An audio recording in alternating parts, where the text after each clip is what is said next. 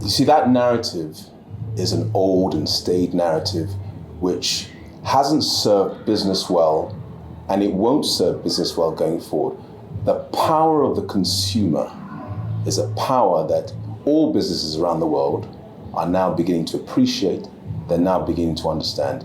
How you monetize that in terms of diversity of gender, diversity of race, that's the future. This old staid narrative that a certain type of people behave in a certain type of way, it's negative, it is offensive, and it's bad for business. I have a friend, never been to Zambia before in her life, never been to Africa, jumped on a plane, was furtive, was apprehensive. She flies into Lusaka and she is stunned with a capital S. Why? Because the narrative with which she had grown up on was completely different to the reality and the warmness and the beauty that she saw in this country. Juxtapose that to the narrative I gave you before. This notion of taking risk.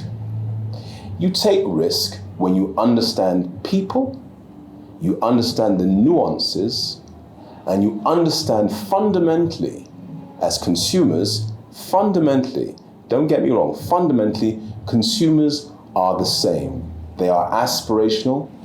They want to move the dial of their lives. They want to move from A to B to C to D. And today, they realize that, yes, the world is going on everywhere. And it's a world of opportunity that doesn't necessarily have to be confined to borders.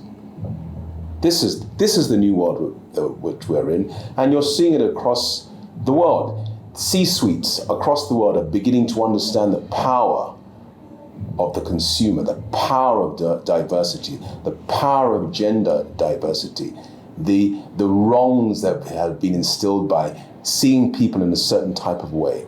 That's a narrative which I pray and I think should be long gone.